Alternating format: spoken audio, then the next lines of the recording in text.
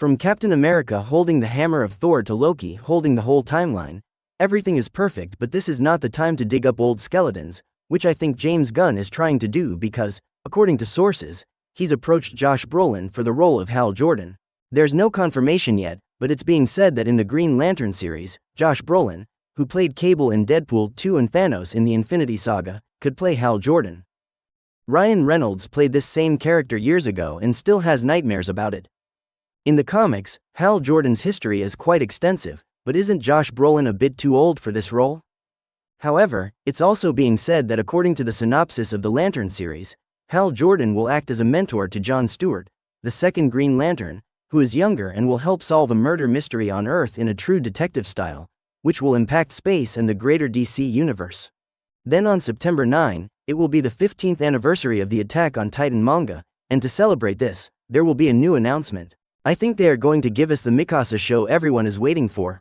From September 16th to 19th, Netflix is set to release news about new seasons of Black Mirror Season 6, Squid Game Season 2, Sandman Season 2, Stranger Things Season 5, Avatar, The Last Airbender Season 2, and Devil May Cry anime. After that, the Alien series started production, called Alien, Earth, which takes place 30 years before the first Alien movie. The cast has been confirmed, and the story is quite interesting. A group discovers something while exploring a spaceship. So, what was in the previous movie, and in the one before that, and the one before that? Every time, a group gets sent to space, finds an alien, and gets killed.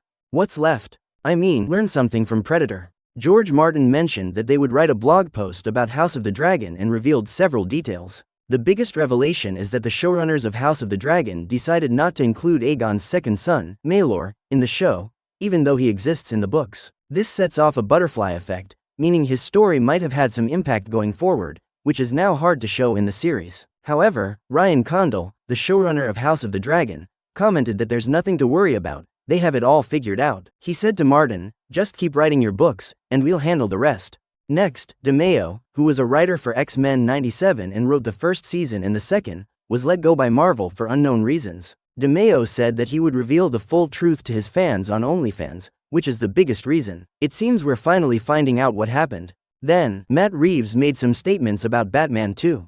He mentioned that the story will dive deeper into corruption, following the same mystery theme as the first part. The movie will continue with the same pattern but will expose even deeper layers of corruption and take Bruce and Batman to places he never imagined. Brad Windbaum, who has now become the head of Marvel's TV and animation departments, made some statements. He said that they want to bring television back to its traditional format like Marvel did in the past with limited series like WandaVision and Moon Knight. However, Marvel used to decide whether to proceed with a second season based on response. Now, Brad Windbaum mentioned that they're changing this pattern. Next, we have Only Murders in the Building Season 4, which has just started, has already been greenlit for Season 5. I love this show, I'm a fan, but someone tells me how many murders are there in this building. After doing Oceans 11, 12, and 13, Oceans 14 has been greenlit, featuring George Clooney and Brad Pitt reprising their old roles as Danny Ocean and Rusty Ryan.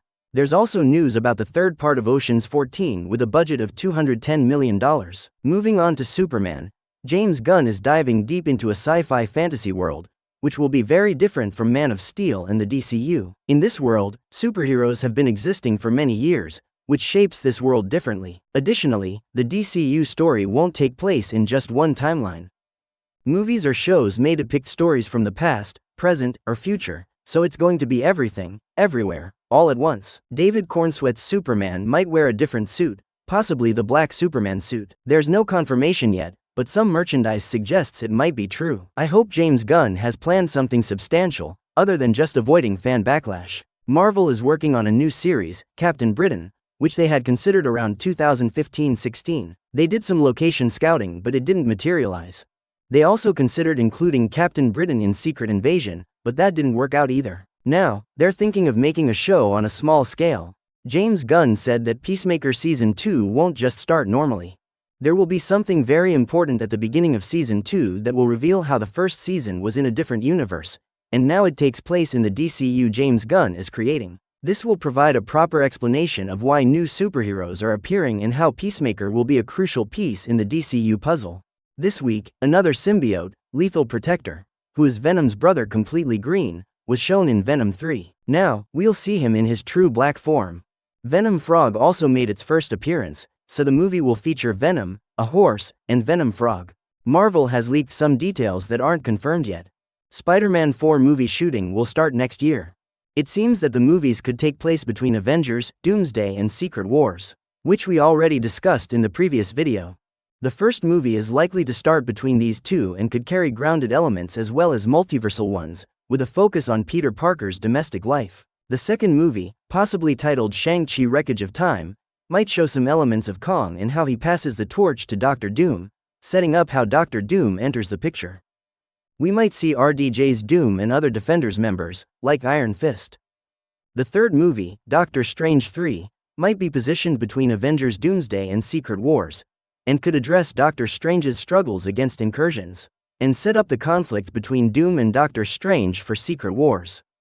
There are also rumors about Thor 5, featuring Thor and Hercules fighting, which will have darker elements similar to Thor, the Dark World, not the humorous tone of Thor, Ragnarok or Love and Thunder. Scarlet Witch might also get a movie combining her entire story arc, from WandaVision to Multiverse of Madness and Vision Quest. I'm excited about all these movies because they sound amazing. Let me know where World War Hulk is. He's crying in a corner somewhere. That's all for today's update. If you like it, we'll bring you the next video soon. Like and subscribe for more.